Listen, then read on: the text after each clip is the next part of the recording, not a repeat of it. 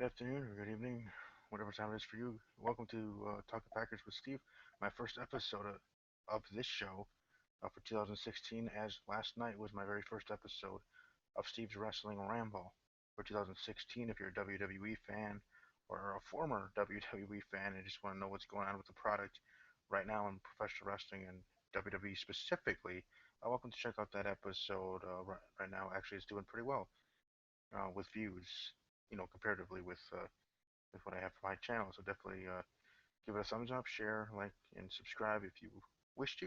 Always greatly appreciated for that podcast and for this one. But those to be last night and tonight, my first two episodes for both shows, Steve's Wrestling Ramble and Talking Packers with Steve. Here on this show, I'm going to be talking about, of course, the NFL and Week 17 results, everything going on in the NFL, the news and notes. Excuse me. And everything in between there. We're just trying to get some stuff set up. I thought I saw someone jump in and jump out here of the hangout. But anyways, let's start with the coaching carousel and everything going on there. People getting fired, people kind of getting hired. Let's just go through the list here that I have here simply of teams that the let their coaches go, and of the job openings that will be, people will be fighting for, trying to get sponsor and become the next head coach of those teams. First, Cleveland Browns, quickly after Week 17, their loss. The Steelers, they fire head coach Mike Pettine and Ray Farmer. The 49ers fire their one-year head coach Jim Tom Sula. The Dolphins fire their interim head coach, who if you don't remember or haven't seen or did not see, in that episode that week when he made his debut, or at least 2 weeks into his reign as interim head coach of the Miami Dolphins, I was saying that I liked his passion. I liked how his team was playing for him, and I thought maybe by the end of the year he would have a good enough do a good enough job to warrant him to stay on and actually be the head coach. And I liked his personality there, where I thought maybe he could be the next head coach of the Dolphins, but I guess not to be. The Titans, let go of their straight coach in the middle of the season, now getting rid of their interim. I don't know if they have him officially, but it's assumed that they will be. And that's the same with the Dolphins. It's assumed they will be doing it. Giants, Tom Coughlin decides to resign. I don't know if it was a force out. Either way, he's no longer the head coach of the New York Giants, so that tenure ends between Tom Coughlin and the Giants. Too bad. You saw the emotion from Eli Manning during Tom Coughlin's press conference saying goodbye and everything. Um, it shows how much he cared for his coach. And it's too bad, but it is what it is. It's business, and at some point he would have to be let go or retire or whatever. And at least he got to retire instead of being fired. At least it got to be spun that way, whether it's the truth or not. At least that's the way it's going to be written in the book, so to speak. Um, that he stepped down, and now the Giants are looking for a new head coach. They might hire from within. They might look for without, of course.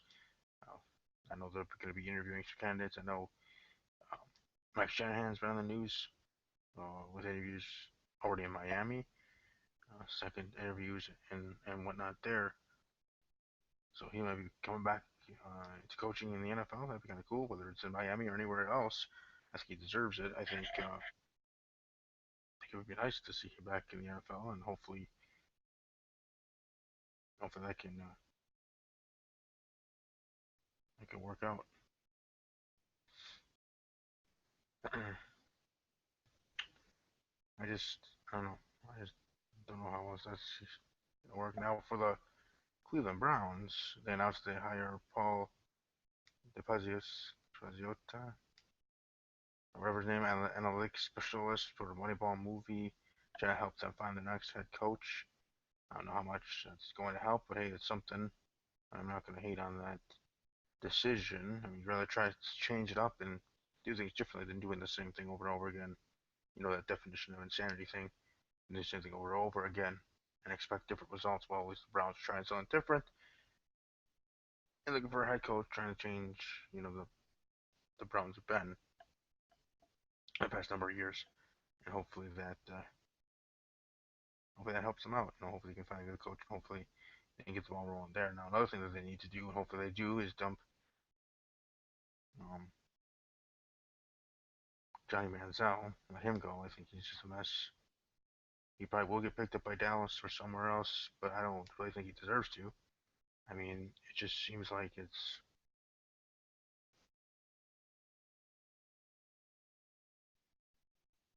I don't know, just my opinion. He needs to learn from his mistakes or his issues. Maybe he needs help. Being, addicted to gambling, the news about him being in Vegas, and him even wearing a disguise to hide himself. And I don't think that was just a disguise because of him being popular and that kind of disguise, but I think it was more of a disguise of shame because he knows why he's there. They know why he's there. All that other stuff. Um, so hopefully he can get help. Because he's a great talent. I'm not gonna knock him for his talent. I'm knocking him for more of his stupidity and being not mature. And he needs to mature, and he needs to maybe go to counseling, maybe do something else. I know the NFL, being the million-dollar, billion-dollar business that it is, should be able to help him now that he's under the umbrella playing, or maybe not playing, but part of an NFL franchise. So maybe even if Cleveland cuts him, releases him, trades him, whatever they do, and hopefully Johnny Manziel can get that help. And hopefully, to be quite honest, it actually might be best for him and maybe for the NFL in the PR department for him to not play in a team next year, but to get that help and be out of football for a year and that being his motivation and come back for the 2018 season or something like that and want to kick butt and take names then and be the Johnny Football on the field that I know he can be. And maybe then Cleveland does retain him, but just start him all next year or maybe whatever, so they still have him there um, ready to use the 2018 season. I know Cleveland Brown fans might not want to hear that, but that could be best. And maybe with that year break, maybe a so-so season, maybe another season like this. Not saying that they would want that, but I'm just saying. Then you get 2018, you have Johnny Manziel back as the starting quarterback of your franchise, and you go from there. And sky's the limit. So hopefully that works out. And like I said, I wish him nothing but the best. Like I said, I'm knocking him and hating him for his off the field antics and issues less than obviously his on the field. Because on the field, he could be really good. I mean, he could be a franchise quarterback if he just gets all this other off the field stuff situated, his life situated. And that's most important. So dealing with his gambling addiction and stuff that maybe 1 year off football that could be best for him and maybe even best for the Cleveland Browns if they decide to retain him and not cut him or trade him. Maybe then Cleveland did find their quarterback. It just took a little longer for that quarterback to shine in Cleveland. So you could have LeBron James coming home, the Cleveland Cavaliers, and at some point maybe win the NBA Finals and hoist that trophy. And I don't know about a Super Bowl for the Browns, but at least something more than what they have gotten with the product in the field for their Cleveland Browns and their team. With Johnny Manziel, but it just might be a longer road to that. But you gotta see that light at the end of the tunnel. I just think that that prospect and that kind of thinking uh, can actually be realistic. And like I said a little earlier, Johnny Manziel just has to focus on himself and the personal life and the gambling addiction, and maybe taking off of NFL for a year might help that, or maybe even just in the off season, the months in the off season, focusing solely on that, and then maybe like I said, 2018 season will be his time to, as people say, put up or shut up. It's time to shine then, um, because like I said, just playing the field speaks volumes of how good he truly can be. So Sam's gonna hope for the best. I'm looking over here, the results of Week 17. Dolphins beating the Patriots was definitely a surprise to me. Ravens goes to the Bengals. No, with two backup quarterbacks playing, kind of thought that maybe the Ravens could squeak out a victory out of nowhere. Panthers, no, I didn't see them losing to the Buccaneers. I mean, they got their first loss, and that I think Tampa Bay will be able to get them there. The Raiders, you had a good season. Jaguars, you're doing better. You're improving. You're top 20 picks for both of them, obviously. But hopefully they can grow that. I mean, Jacksonville technically was still in the running to win that division. That might say more about what the division was this year there for Jacksonville. Battling with the Texans and Colts for that division. Late in the year. 49ers were winning. Jim Tonsula was fired, but his last game he ever coached for those 49ers, they got to win. 1916 in overtime to the Rams. The Rams are going to be keeping their head coach. Cowboys are retaining Jason Garrett. As of right now, Sean Payton is staying with the Saints. That could be smokescreen. There could be more to the story later on. Maybe I wouldn't be surprised if you get another Sports Center breaking news that Sean Payton was traded to a team, or something to that effect. That story isn't it's not finalized, not end all be all for his situation. And the surprising situation is the Denver Broncos, a team that could have been to the point of not even making the playoffs at all. Now, because of the Patriots mess up, the Denver Broncos are now the number one seed in the AFC. Peyton Manning might be the starting quarterback going into the playoffs. I think I don't know. I mean, I could go either way with if he should. I'd rather go with Brock Lesnar rather personally because of what he has done. And you have to put faith in him, and you have to see how he would do in the playoffs anyway. Especially if you're going to get rid of, or he's going to retire, or if you're going to whatever, cut him. Peyton Manning here in the off season. Yeah, so you have Brock Lesnar, and you have to see in the playoffs too. So you just can't because if Peyton is anything less than his 100%, and if he's not able to throw the ball or anything, then A, that's just a show of himself and just throwing him out there just because he is Peyton Manning, a namesake, which actually hurts your team more than it helps your team. Because you can't be dependent on the run no matter whoever you face there in the next round on this bye. With having to bye here in the playoffs. We'll just have to see how that goes. And the Vikings beat the Packers 20-13 is somewhat of a messy game. Penalties the buff for the Packers, but they didn't really deserve to win that game, and in the end they lost. 20-13, the Vikings, NFC North champions. Congratulations to the Vikings. Congratulations to the fans of the Vikings, obviously, for that. And good luck in the playoffs because you're gonna need it playing that Seahawks team that is coming in hot, red hot. So, but still, NFC North champions, that's something big. So congratulations, Minnesota. And for us, we might not get a home game, but we get a playoff game. We're going 1-on-1 with the Washington Redskins on the road. Playing in Washington against Kirk Cousins, not RG3, obviously. He hasn't played a snap all season, in the regular season. But Kirk Cousins and the Washington Redskins, that certainly shall be interesting, to say the least. I mean,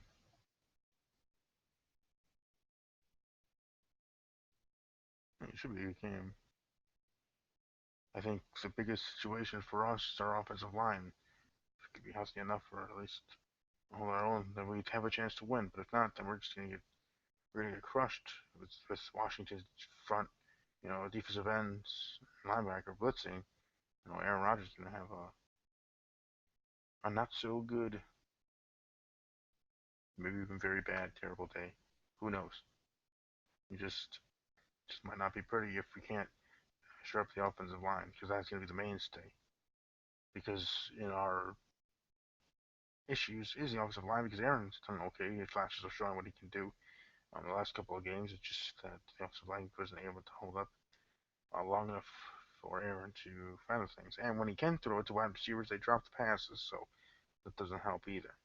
So the whole the amount of things that are ailing Packers, and hopefully they can get that stuff fixed soon.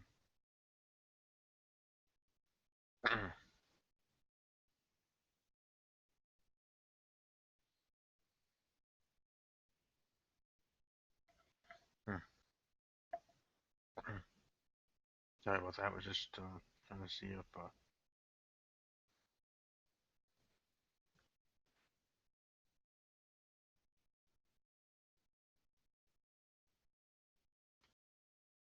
Hmm. But anyways, I'm just go over the matchups for the rest of the playoffs. We got the Chiefs at the Houston Texans, Steelers at the Bengals, Seahawks and Vikings. Like I said, Packers at Redskins. My predictions for the wild card weekend. I'm gonna go Steelers over the Bengals, 24-10. I don't see whether AJ McCarron starts or whether Andy Dalton starts. I just don't see Bengals getting their first win. If they do, they do, but I just don't see it happening. Chiefs Texans. I'm gonna go with the Chiefs over the Houston Texans, 35-31. Seahawks Vikings. I have Seahawks over the Vikings. Like, well, 20, 24-21, close game, winning by a field goal. To add the fact in the Packers and the Redskins, I'm gonna go with my Packers over the Redskins, as I should as a Packer fan, podcast host, and all that other stuff. Um, but we really, like I said, really need to shore up things on our offensive line, because if we don't, we're not going to win, and we're not only not going to win, we might get blown out or shut out by the Redskins, because Kirk Cousins can play, he's good, and they can go places after that. But I am going to predict the Green Bay Packers over the Washington Redskins, and I'm going to go back and forth game. I'm going to go 38-35 Packers over the Redskins, and just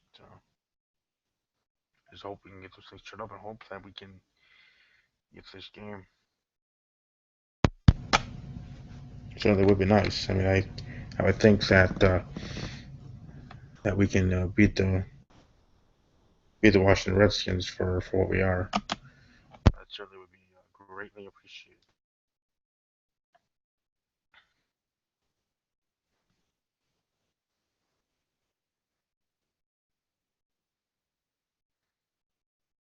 Hmm. I just want to make sure that was working out my sound. That pretty much should be it for the Talking Packers here on this episode. This first episode is on 16. Kind of, very excited, very looking very much looking forward. I'm sure as all NFL fans are for the playoffs and the setup there should be fun, fun, fun indeed.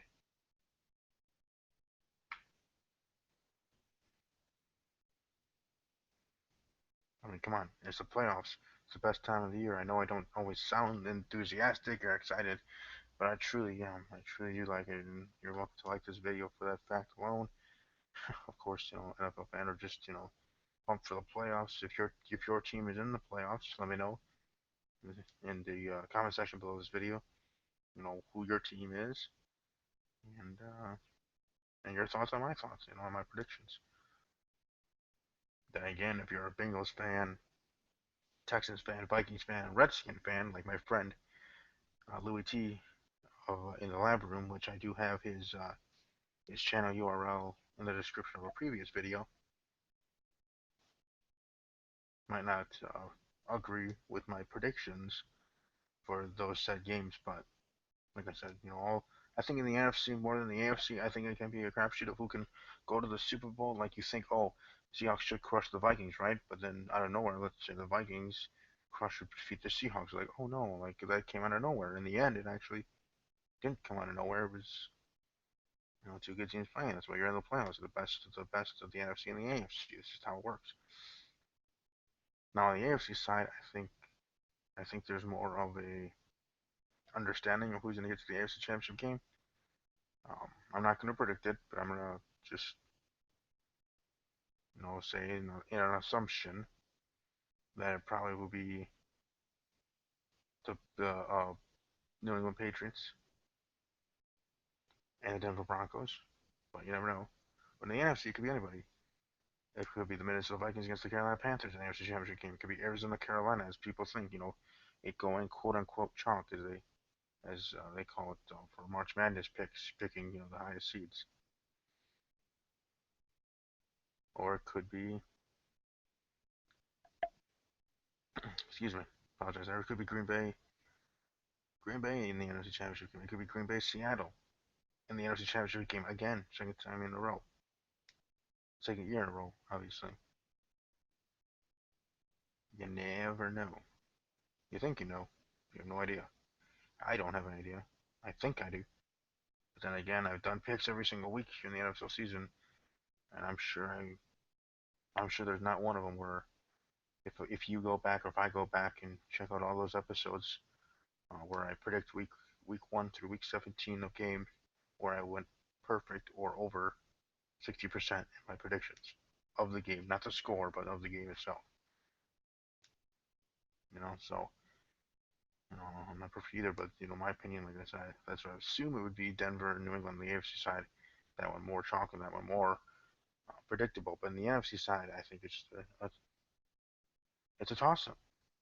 It could be Big Q, Team Boy TV Live, and excuse me, in his Carolina podcast, Panthers podcast, as well as the Black and Blue podcast. It's called. It could be his Panthers. It could be the Panthers, Arizona Cardinals, Seahawks, Vikings, Packers, Redskins, all 6 teams. On the NFC side could, whether you think it's out of nowhere or expected, could be the NFC representatives in the Super Bowl. But again, that's just me. Maybe to others they think it's predictable and they know who's going to win. They're thinking of it objectively, not just saying, oh, my team, the Arizona Cardinals, are going to the whatever, or my team, let's say me, the Green Bay Packers, are going to the Super Bowl. Because I'm a big Packers supporter, of course, shareholder, fan, host this podcast, but I don't think we're going to the Super Bowl. I think we're going to win here in the first round, in the wild card round, this Sunday. And our game is going to be at 3:30 Central on Fox on Sunday.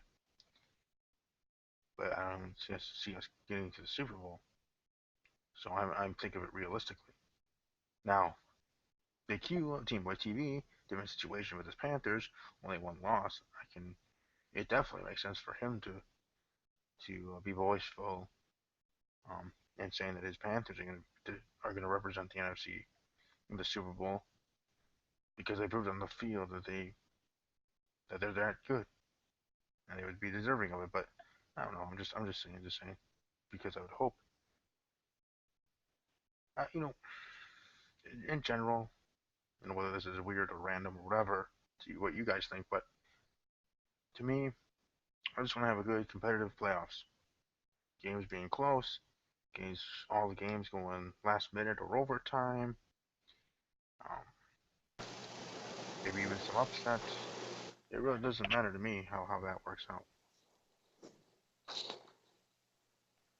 Good evening, John. How are you doing? Pretty good, man. How are you? I'm doing good. What do you think? Do I sound any different? I have this new thing on my head, the headset. Am I sounding clear? You sound perfectly clear. There's no buzz or nothing. Sounds perfectly clear. Okay, so let me get your thoughts on the Green Bay Packers and how we did in Week 17. Your thoughts and what you think we can do in the wild card round. Yeah. Wow. What a tough subject. I'm gonna have to say, defensively, wow, man, holy God, if we had this defense, anything, like it in the last, good Lord, what, 4 years, we could have another ring or two. I think our defense is playing lights out, which is what I think we need. Um, our offense, obviously, I mean, I don't know what to say. It's one of those. You can't put your thumb on any one thing. There's nothing to solve it. There's no one that's to blame, one person. I think it's just a product of circumstances with a banged up offensive line. We have wide receivers that are maybe just not ready to play in certain positions. And we have a quarterback that's just been, he's been hit a lot and he's under pressure and he's playing too much schoolyard football, just trying to throw the ball around and make something happen way too often. Do you think? I mean, I would assume you would say that we have a puncher's chance against the Washington Redskins.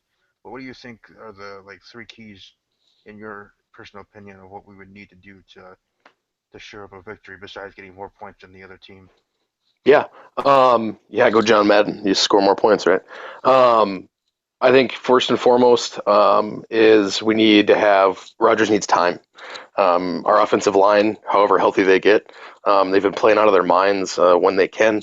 We got a lot of guys that are playing hurt. There's a few guys that have shoulder injuries. I don't remember who it was. I think Balaga has a shoulder injury, was it? That he's been playing through. Obviously, Sitton's had his issues. If Bakhtiari's back, he's going to have his issues. They've been playing banged up. They've been playing well. But I think key number one, give Rodgers time to do something. Key two is our defense needs to play like they did in 2010. They need to score points for us. In 2010, every game we played, the defense had a pick six. It's things like that change the momentum of a game. I mean, the Vikings, look at them. They beat us because they had a fumble return for a touchdown. That was the game right there. And so I think defense scores a point. If they get us some points, that'll be it. And then three would be I'm tossed up between special teams and if our wide receivers could just win the one-on-ones. Not every time, but just more than lately. If they can just beat the one-on-one. So give Rodgers time. Defense needs turnovers that turn into points because we can't bank on the offense. And then if we can just start winning some one-on-ones, we have a good matchup in that our defense matches up well with their offense, and our kind of failing offense matches up with their defense. That's kind of a little more statistically gives a little bit more. So it's kind of a strength versus strength on this one. So it's gonna be interesting to watch.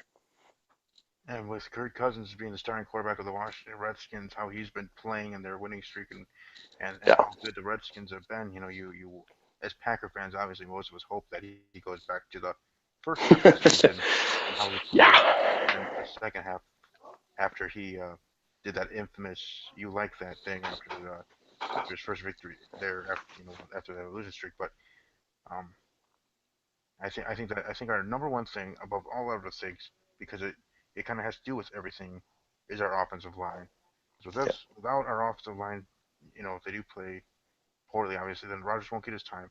Then those receivers won't win those one-on-ones, and then our defense will be coming on the field more often and won't be able to get that time to relax or to, you know, get be fresh for the defensive series and everything. So I think everything, in my opinion, revolves around our banged up offensive line, and if we can get that straight, then we have a punch of chance. We have a good chance to get that win. What are your overall thoughts of the 2015 NFL playoffs as they are with all the other matchups? We got the Steelers against the Bengals, we got the Chiefs against the Texans, and we have the Seattle Seahawks against the NFC North champion Minnesota Vikings. Yeah, I think we're in for a treat this year. Really, I think that Minnesota game is going to be a little more competitive than people maybe give it credit for, especially with the weather. Not that the Seahawks are not a cold weather team. I think Russell Wilson plays well, but I think the running games are going to come into play big in that with that cold weather with the slick ball. And if Marshawn Lynch does come back, I think the Seahawks played better without him.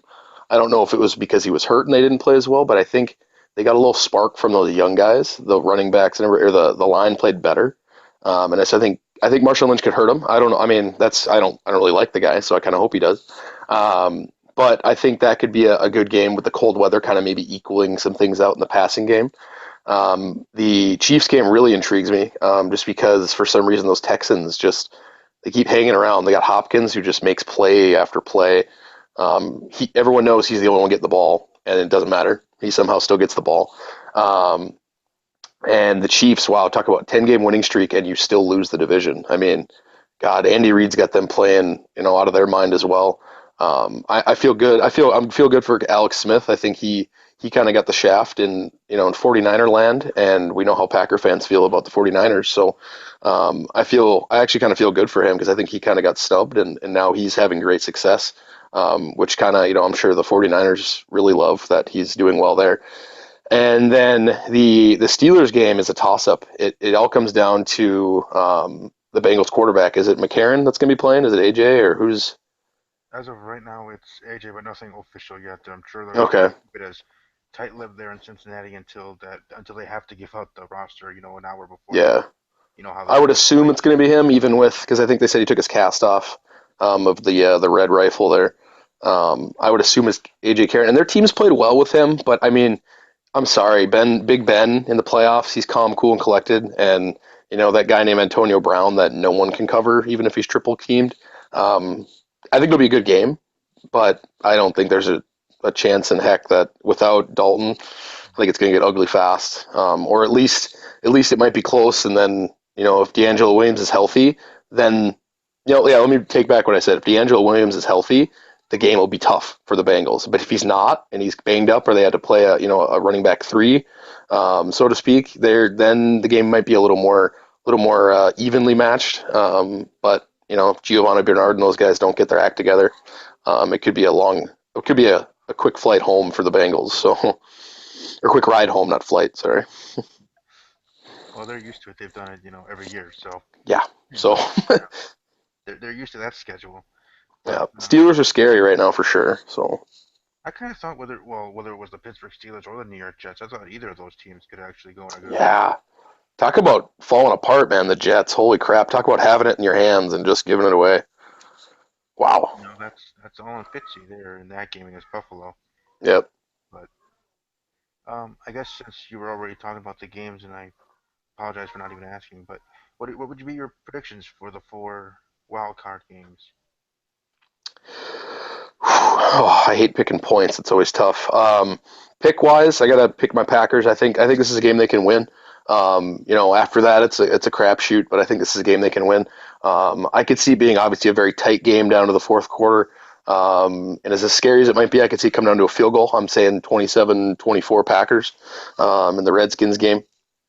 Having Mr. Crosby boot a nice like 45-yarder or so to end the game. Um, the Steelers game, I'm going to go Steelers on that one. I could see Antonio Brown having a couple touchdowns in that game, maybe. And I see them maybe winning 35-24, something like that. Maybe a late rally, 35-29 or something, but that's kind of what I see there. Um, Texans game, that's a toss up. I'm gonna go on a limb and I'm gonna say Texans win by a field goal in overtime. I'm gonna say like 24-27, maybe 24-21 in overtime.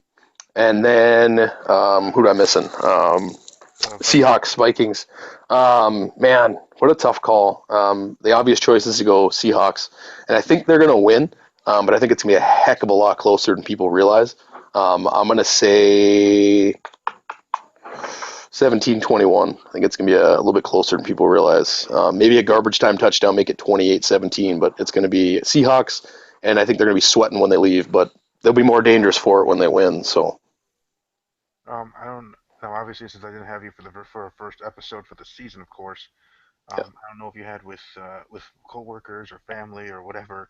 Did you have a prediction there early with a Super Bowl prediction who you thought was going to go to the Super Bowl before the season started? Um, my kind of prediction, I always got to say Packers, but I was pretty tough between Packers versus Steelers and Packers versus Patriots, and so that it's possible.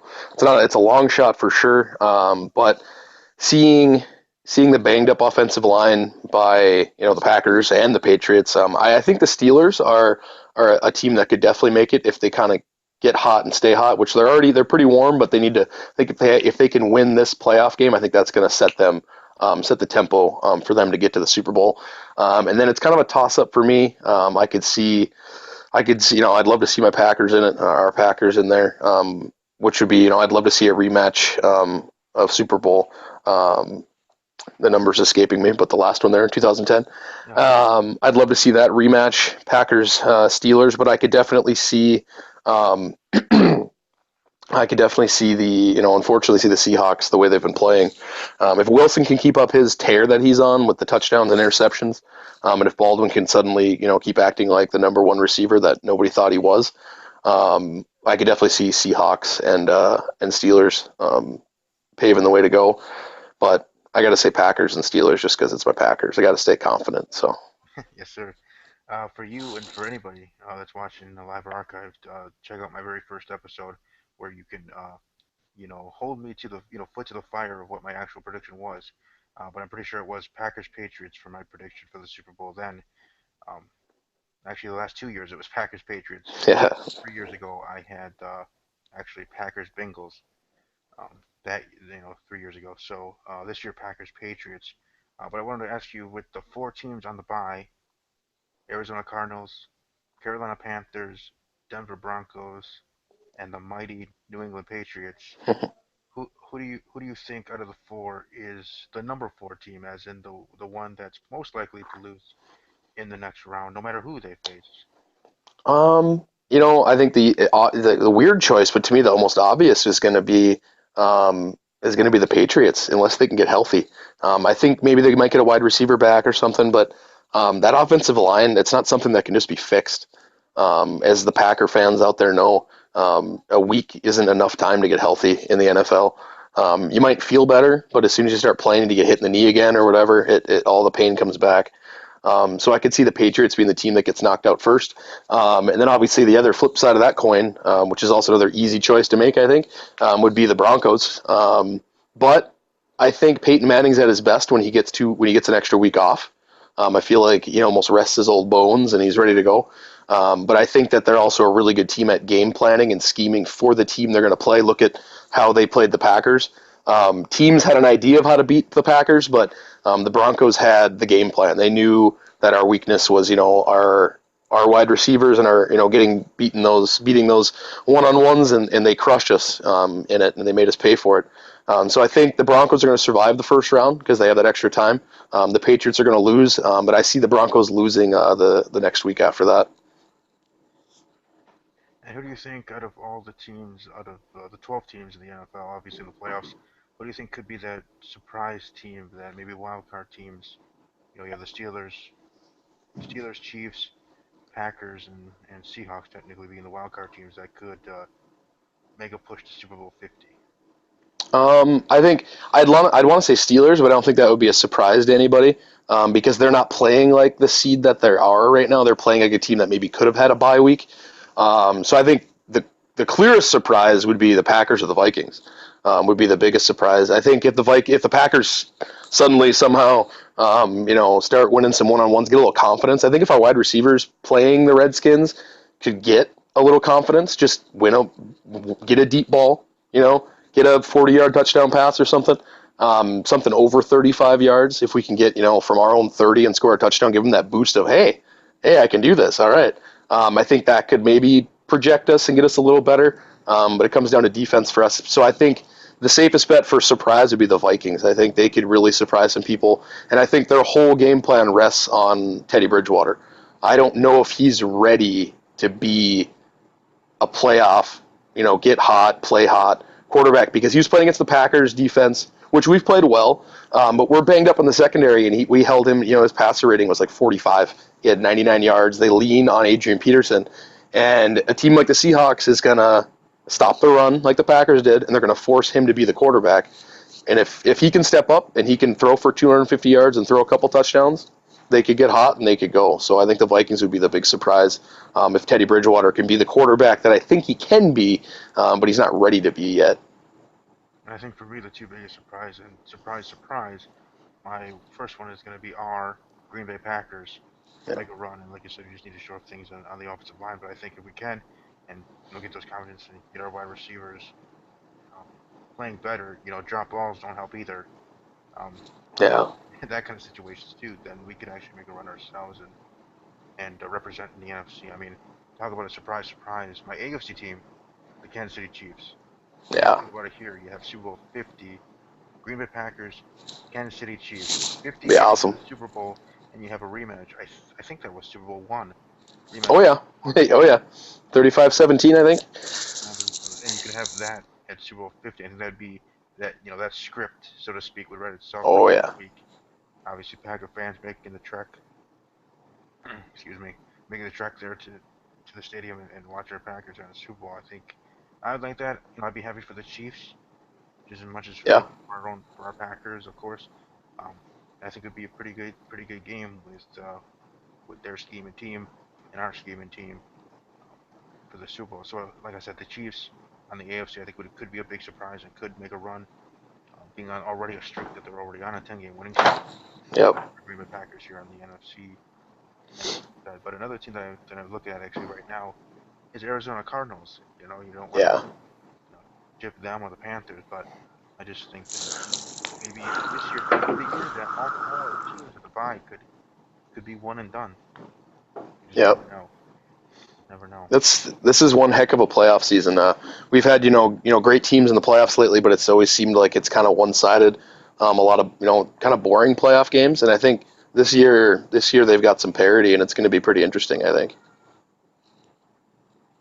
Yeah, that's definitely the case for sure. Because I think I think it's gonna be fun. And like I said earlier before you came on, I just hope that the playoffs at least they're close games. You know, they're Yeah. you Well, know as I said, like last year, there's a lot of boring. Like not, I mean, they're boring. I mean, it's one of those when if you're going to turn the game off halfway through. Well, I mean, talk about the Super Bowl with the Seahawks and the Broncos. Talk about turning a game off and turning on something else, man. Holy. I'm kind of I might be weird or whatever, or different, but I'm the opposite. Where if something is a route, I actually keep the game on. I mean, I still keep the game on if it's close, obviously, but Yeah. I, I I'm I enjoy it more, I guess, in a way if it's a route, at least, especially if you have like a group together. Let's say the Packer Redskin game. There's a route and the Packers are crushing the Redskins, just out of nowhere. That would be a surprise. But if that was happening, whatever, I'd have family there, be able to spend more time there and not have to Yeah. watch much of the game and not being nervous Yeah. No, for or sure. random stuff. So to me, I kind of like the routes, and especially in the Super Bowl, if our Packers aren't in it, and it was that route with Broncos and the Seahawks. A because I picked the Seahawks. Not really a Peyton Manning fan, but but with that, it was enjoyable and it was good for Seattle, and I kind of Yeah. wanted them to get that get that ring. So any final thoughts on the playoffs or any other NFL news coaching carousel that Um, my big thing is I watched the replay. I heard some things about Coughlin, talking in his presser and what he did, and I finally saw the video of him when he left the stage, and I don't know if it was their president or CEO, who it was, that he kind of just like, he seemed like like their president or whoever it was wanted to say something, hug him, shake his hand, whatever, and Coughlin just kind of give him the old quick stare and just turned and walked the other way, and I think that was a pretty clear indication that Coughlin maybe didn't want to not be the coach anymore, but I think maybe he was kind of pushed out a little bit. And it kind of reminded me of the whole Favre situation where I don't he wanted to, whatever, he's stuck, he doesn't want to, and then he kind of got pushed out the door. And so one, it kind of made me chuckle because that's a pretty funny thing to do on national television. Um, but it's powerful, and I think that we could see him again real soon. Maybe not this season, or next season, I mean, but I think we could see him again real soon, in another capacity, either even with the Giants, or just with another team, not maybe as a head coach, but the knowledge that guy has, is bar none. I think he could be a coach at any place, and he would do well, even if it was the 49ers. I think he could do something with that team. He can get them to rally around him. He seems like he's that type of guy that can get guys to rally around him. I mean, half his team was crying that he was leaving. How often do you see that? That grown men cry, little as it is, but that their coach is leaving. I think they look to him almost as a father. So I think he would be a surprise, and it surprised me, to be honest, when they said he was stepping down. I was like, I couldn't see him step down. I just don't see him doing that. And I think that little interaction kind of showed just a glimpse of maybe what we don't know. yeah, what was going on behind closed doors. That's what I was talking about the whole coaching situations in the the top of the show, and I was talking about seeing Eli Manning and him crying when Yeah, he was talking and everything, showing that emotion. And yeah, I agree with you. I don't think it was really his decision. I think this is just how they decided to word it and put it out there to the world and to the NFL fans, and specifically the fans of the New York Giants. But like you said, that little yeah, interaction there with the owner or whoever that was, with that what I almost called the death stare, yeah, and just move on through was powerful in itself. Sometimes as people always say, actions speak louder than words. yep, There, that definitely did so with Tom Coughlin. I think he should go to the San Francisco 49ers. To be quite honest, I hope that the Miami Dolphins uh, do hire Mike Shanahan in Miami because I think Shanahan could be a great fit there in Miami. yeah. With Tannehill, that'd be a good fit. So hopefully all that stuff, and then the Browns signing some guy to help them, the analytic guy who used to part of Moneyball and baseball, that movie. Oh, I didn't see Try that. to help them. Yeah, trying to help them find a head coach. What I said at the top of the show is that I like that it's different, but instead of doing the same thing and expecting different Well, results in they Cleveland, haven't. Yeah, nothing's worked yet. So you might as well try something and maybe their team yeah, can go around. But I think Johnny Manziel is their number one issue before a head yeah. coach. That's the thing with the NFL is I think too many fan bases. As soon as case in point, the Packers. How many tweets and posts and stories and whatever I've read about how McCarthy's old news and we need to get rid of him. You got to give a guy can't have one bad year. If you're a new head coach at a team and your first year sucks, look at the Packers after Favre left. Look at our what were we 3-13. I mean, you don't just go out and jump ship and say we need somebody new. Like you got to give them time, especially to a team like the Browns, the quarterback situation. Coach needs more than a year, maybe even more than 2 years. You got to give them time to one make their team and then get them to buy into their system.